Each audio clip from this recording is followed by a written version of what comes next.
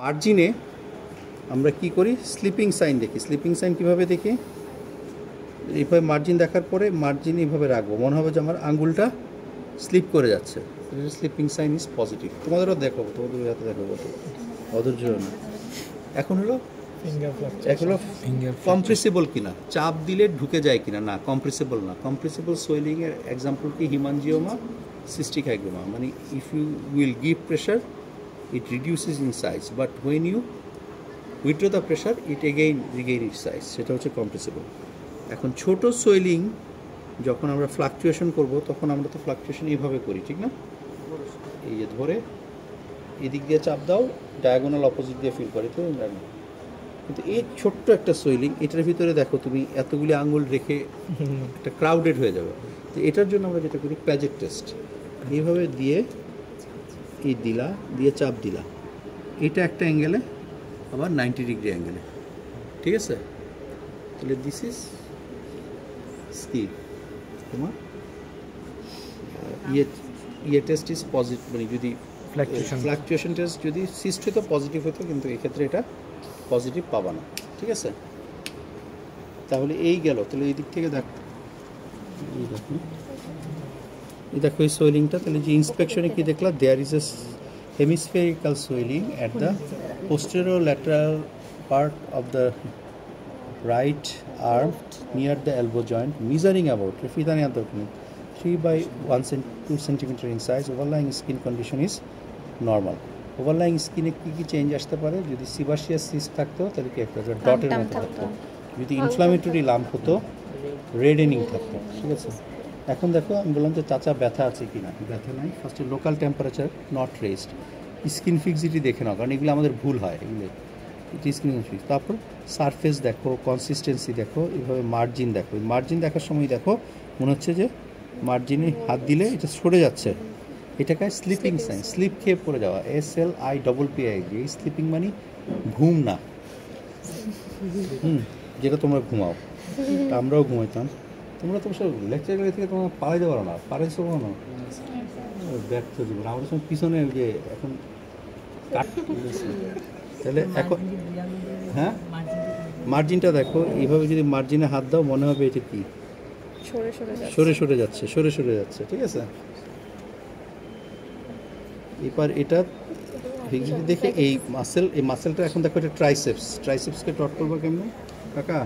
নিচের দিকে ধাক্কা দেন, দিলে এই যে দেখো এই মাসেল, সবগুলি মাসেল কীভাবে টট করতে হয়, এটা এস দাসে আছে, দেখবা ছবি দিয়ে, ওইটা আজকে দেখে নিবা যে একদম ট্র্যাপিজিয়াস কীভাবে টট করবা, পেক্টোরালিস মেজর কীভাবে টট করবা, সেরাটাস অ্যান্টেরিয়র টট করবা কীভাবে, বাইসেপস, ঠিক আছে? এরপরে কি আমি বললাম যে ফ্লাকচুয়েশন, এই কম্প্রেসিবিলিটি এভাবে চাপ দিবা, চাপ দিলে এটা বসে যায় কিনা, এটা বসে না, নন কম্প্রেসিবল। এখন আসো আমরা কি স্যার চাপকে এক আঙ্গুল দিয়ে দিতে, এক আঙ্গুল না, পুরা এইভাবে দিবা, বসে যাও। এখন দেখো তুমি এত ছোট সোয়েলিংয়ে ফ্লাকচুয়েশন এভাবে করতে পারবা না। নর্মালি ফ্লাকচুয়েশন কীভাবে করতে হয়, এই যে এভাবে ধরে ডায়াগোনাল অপোজিট, এদিকে চাপ দিলে এই কোনাকুনি এটা দিয়ে ফিল করতে হয়, এটাকে চাপ দিলে কোনাকুনি এটা দিয়ে, কিন্তু এটা ক্রাউডেড হয়ে যাচ্ছে তাই ছোট সোয়েলিংয়ের জন্য। এবং দুইটা লেভেল পারপেন্ডিকুলার প্লেনে, একবার এদিকে করে আবার আঙ্গুল ঘুরায় নি এভাবে। ঠিক তেমনি প্যাজেট টেস্ট করো, এটার পরিবর্তে এইভাবে চাপ দাও, দেখো তোমার দুইটা আঙ্গুলে কিছু ফিল হচ্ছে কিনা। আবার এটা 90 ডিগ্রিতে দিয়ে। এরপরে লাস্ট বলবো যে স্যার আমি ছোটো লাম্প, এই জন্য হয়তো করা লাগবে না, কিন্তু বড় লাম্প হলে বলতো আমি এর neurovascular status, distal neurovascular status দেখতে। ধরো এই লাম্প, আমি এখানে একটু ব্রাকিয়াল আর্টারি পালস দেখলাম, এখানে আমি মিডিয়াল এপিকন্ডালের সামনে এপিট্রক্লিয়ার যে লিম্ফ নোড, হ্যাঁ, এটা পালপেট করে দেখলাম, ঠিক আছে? তারপর একটু জয়েন্টটা মুভমেন্ট করায় দেখলাম। এগুলি মুখে বলবো, লাম্প ছোটো লাম্প হলে এগুলি মুখে বললেই হবে, না বললেও কোনো ক্ষতি নেই। স্যার যদি বলে আর কি করবা আদার দেন লাম্প ইটসেলফ, তুমি কী এক্সামিনেশন করতে চাও, তখন বলবো ইয়ে। আর ডায়াগনোসিস কী বলবো? স্যার এটা আরও তো শরীরে তো আরও অনেক জায়গায় আছে, বলবো লাইপোমেটোসিস। কেন লাইপোমা বলছো? Sir soft inconsistency, surface is lobulated, slipping sign positive. DD কি দু একটা বলবো sir, sebaceous cyst, hemangioma. Sebaceous cyst কেন না স্যার? পাংটাম নাই, এবং সিবাসিয়াস সিস্ট হলে স্কিন ক্যানট বি সেপারেটেড, কারণ সিবাসিয়াস সিস্ট উৎপত্তি হয় সিবাসিয়াস গ্ল্যান্ড থেকে। Sebaceous gland is a part of skin. তারা যেই জিনিস স্কিন থেকেই উঠছে, ওকে তুমি স্কিন থেকে আলাদা করবে কীভাবে? আর কি? হিমানজিওমা। হিমানজিওমা কেন না স্যার? হিমানজিওমা কম্প্রেসিবল হইতো, এটা কম্প্রেসিবল না। হিমানজিওমার ভিতরে কিন্তু ব্লাড থাকে না। হিমানজিওমার ভিতরে ব্লাড, এটাকে আমাদের ভুল ধারণা, ব্লাড ভেসেল থাকে, সেই ব্লাড ভেসেলের ভিতরে ব্লাড থাকে। তো হিমানজিওমা কিন্তু সিস্টিক ইন কনসিস্টেন্সি না, হিমানজিওমা ফার্মিং কনসিস্টেন্সি। হিমানজিওমা এই জন্যই ফ্লাকচুয়েশন পজিটিভ হবে না, কারণ ব্লাড লিকুইড হতে পারে, ব্লাড ভেসেল তো লিকুইড না, ব্লাড ভেসেল তো একটা সলিড স্ট্রাকচার, ঠিক আছে? যদি কোনো সোয়েলিংয়ের ভিতরে ব্লাড থাকে ওটাকে হিমানজিওমা বলবো না, ওটাকে কী বলবো? হিমাটোমা। হিমাটোমার ক্ষেত্রে তোমার ফ্লাকচুয়েশন পজিটিভ হতে পারে। Clear? You will clean care. তাহলে এখন এই ট্রিটমেন্ট দিবা কি? তো সারা শরীরের অনেক জায়গায় লাইপোমা। কোথায় কোথায় একদম লাইপোমা হয় না? সোলে হয় না, পামে হয় না, পেনিসে হয় না, শেষ কথা।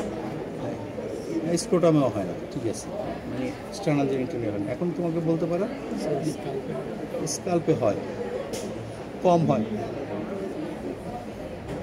এখন ট্রিটমেন্ট দিবা কি? বললো স্যার এটা যদি কোনো কমপ্লেইন না করে, আমি কোনো তবে পেশেন্টকে ছুটি দিয়ে দিবা বা কাউন্সিলিং করবো? হ্যাঁ, কাউন্সিলিং করবো। কী অ্যাডভাইস দিবা? সে কখন ফিরে আসবে? যদি সাইজ র্যাপিডলি বাড়ে, তারপর যদি ব্যথা হয়, পেইন হয়, যদি কালার চেঞ্জ হয়, তাহলে তাহলে আমরা করব এটাকে আমরা এটাকে কি ইন্ডিকেট করে? নার্ভ ইনভলভ করছে, মেলিগন্যান্ট চেঞ্জিং, সাইজ হঠাৎ করে বেড়ে যায়, যদি ব্যথা বাড়ে, যদি কালার চেঞ্জ হয়, যদি এটা হার্ড ইনকনসিস্টেন্সি হয়, যদি এটা ফিক্সড হয়ে যায়, সাথে যদি লিম্ফ নোড এনলার্জ হয়, তার মানে টার্নিং টু মেলিগনেন্সি। তো লাইপোমার মেলিগন্যান্ট কাউন্টার পার্টের নাম কি? লাইপোসার্কোমা। মনে রাখবা, এপিথেলিয়াল সেল থেকে যে মেলিগনেন্সি হয় এগুলো হচ্ছে কার্সিনোমা। আর আদার দেন এপিথেলিয়াল, নন এপিথেলিয়াল সেল থেকে যে ইয়েগুলি হয়, বিশেষ করে কানেকটিভ টিস্যু, মাসকুলার টিস্যু, এগুলি কি হচ্ছে সার্কোমা। লাইপো থেকে যেটা হবে লাইপোসার্কোমা। যেমন মাসেল সেলের মেলিগন্যান্ট টিউমারের নাম কি? স্কেলেটাল মাসেল সেলের র‍্যাবডোমায়োসার্কোমা। আর এটার বিনাইন টার্ম না র‍্যাবডোমায়োমা। ঠিক, স্মুথ মাসেল সেল থেকে হচ্ছে লিওমায়োমা, আর লিওমায়োসার্কোমা। আচ্ছা, এখন বলতে পারো যে আচ্ছা ঠিক আছে, তাহলে কি করবা? ছোট্ট একটা লাইপোমা এখন যদি বলো, হ্যাঁ তাইলে এখন তো বলতে পারে এই লাইপোমাটা কি দিয়ে করবা। এখন স্যাররা লোকাল অ্যানেস্থেশিয়াটা শুনতে চায় না, কিন্তু খুব ছোটো হলে বলতে পারো স্যার এটা আন্ডার লোকাল অ্যানেস্থেশিয়া। আগে কি এরকম একটা এলডারলি পেশেন্ট, স্যার আমি তো এলডারলি পেশেন্ট, আমাকে আমি তো শর্ট হিস্ট্রি নিচ্ছি, আমাকে ফুল হিস্ট্রি নিতে হবে, ওনার কোমরবিড ডিজিজ কন্ডিশন আছে কিনা ইভালুয়েট করতে হবে, এবং ওনার সব প্রি অপারেটিভ ফিটনেস আমরা করবো। করে ছোটো লাইপোমা হলে তুমি বলতে পারো যে স্যার আমি এটা লোকাল অ্যানেস্থেশিয়া দিয়ে করতে পারি। লোকাল অ্যানেস্থেশিয়া কী দিবা? 2% লিগনোকিন উইথ কি এড্রিনালিন দিলে সুবিধা কি? ইফেক্টটা অনেক বেশি থাকবে, লিডোকিনের পরিমাণ কম লাগবে। লিডোকিনের ঝামেলাটা কি? This is cardiotoxic. যদি কোনো কারণে দেওয়ার সময় বেশি দিই বা দেওয়ার সময় যদি কোনো ব্লাড ভেসেলে চলে যায়, এটা কার্ডিয়াক এরিথমিয়া করে, এরকম কিন্তু আমার অনেক ঘটনা হয় যে সামান্য লোকাল অ্যানেস্থেটিক দিয়ে পেশেন্ট কিন্তু কার্ডিয়াক অ্যারেস্টে মারা গেছে। আচ্ছা, একইভাবে যদি সিবাসিয়াস সিস্ট হতো, ট্রিটমেন্ট কি একই স্যার? Excision and biopsy. ওইটাও আন্ডার লোকাল অ্যানেস্থেশিয়া, বা বড় হলে জেনারেল অ্যানেস্থেশিয়া। ওইটা কি করতেই হবে? হ্যাঁ, সিবাসিয়াস সিস্ট করতেই হবে, যত ছোট হোক যাই হোক। কারণ কি? সিবাসিয়াস সিস্ট থেকে কমপ্লিকেশন হবে। কী কী কমপ্লিকেশন হবে? ইনফেকশন হবে, পাস ফর্মেশন হবে, অ্যাবসেস হবে, রাপচার হবে, আলসার হবে। তাই সিবাসিয়াস সিস্ট করে ফেলতে হবে, এটার ক্ষেত্রে কোনো নেই, ঠিক আছে? ডার্ময়েড সিস্ট একই করতে হবে।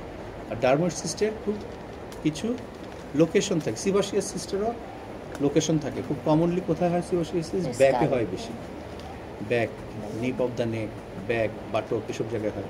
স্ক্রোটামে যে সিবাসিয়াস সিস্ট হয় সেটাকে মাল্টিপল থাকে, আবার স্কাল্পেও হয়। কোন সিবাসিয়াস সিস্টের পান্টাম নেই? স্ক্রোটাম এবং স্কাল্পের সিবাসিয়াস সিস্টে কোনো পান্টাম থাকে না, এক্সেপশন। আচ্ছা, ডার্ময়েড সিস্ট কোথায় থাকে? তোমার embryonic area of embryonic fusion, যেমন root of the nose, external canthus, হ্যাঁ, তারপরে যে প্রিঅরিকুলার যেসব জায়গায়, তারপরে যে এখানে আমাদের টেরিয়ন অ্যাস্টেরিয়ন পোর্শন, যেসব জায়গায় এমব্রায়োনিক লাইন অফ ফিউশনে হয়। ডার্মার সিস্টের সাথে সিবাসিয়াস সিস্টের পার্থক্য কি? ডার্মার সিস্টে পাংটাম থাকবে না, সিবাসিয়াস সিস্টকে স্কিন থেকে সেপারেট করতে পারবো না, কিন্তু ডার্মার সিস্টকে সেপারেট করতে পারবো। সিবাসিয়াস ডার্মার সিস্টে বোনই ইনডেন্টেশন থাকবে, মনে হবে যে আন্ডারলাইং বোনটা ডিপ্রেসড হয়ে গেছে একটু চাপ খেয়ে, কিন্তু সিবাসিয়াস বোন ইনডেন্টেশন কিভাবে দেখতে হয়? এটা জাস্ট এইভাবে, এটা এইভাবে ভালো মতো দেখতে পাবে এটা বোনের সাথে এটার কোনো কমিউনিকেশন আছে কিনা, বোনের উপর একদম চাপ খেয়ে সেটা মানে বোনটা গর্ত হয়ে যাবে। হ্যাঁ, মানে বোনে একটা ডিপ্রেশন টাইপের ফিলিংস পাবা তুমি, যেগুলি অন্য কিছুতে পাবা না, শুধু ডার্মাটোসিস। ডার্মাটোসিসের চিকিৎসা কি? ওটাও এক্সিশন। এবং ডার্মাটোসিস যদি এখানে হয়, ব্রেনে হয়, অবশ্যই একটা এক্সরে স্কাল বা ভালো হয় সিটি স্ক্যান করতে, কারণ এর অনেক সময় ইন্ট্রাক্রেনিয়াল কি থাকে, এক্সটেনশন থাকে। আর লাম্পের ক্ষেত্রে একটা কথা বলি, স্কালে যদি কোনো লাম্প থাকে, চেস্টকে কাকা দেখি তো এটা কোন জায়গায় আপনার,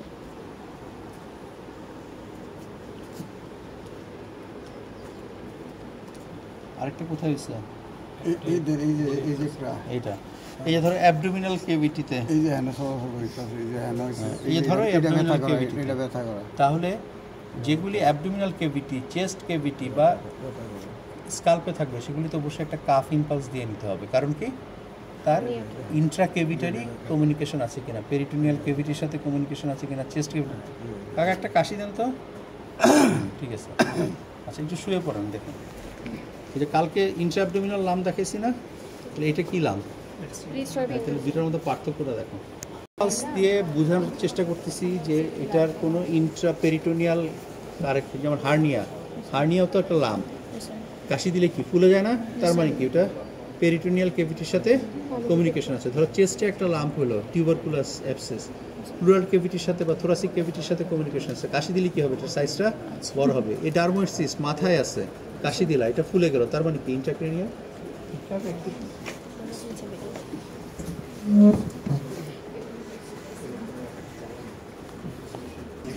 হাতটা তুলে মাথা ওঠানো, এই দেখো লাম্পটা আরও প্রমিনেন্ট হলো, আগে কালকের, ঠিক আছে, হ্যাঁ কালকের লাম্পটা কিন্তু ছোট হয়ে গেছিলো, তাহলে এই লাম্পটা সবাই হাত দিয়ে একবার দেখো, শুয়ে দেখো, যাও।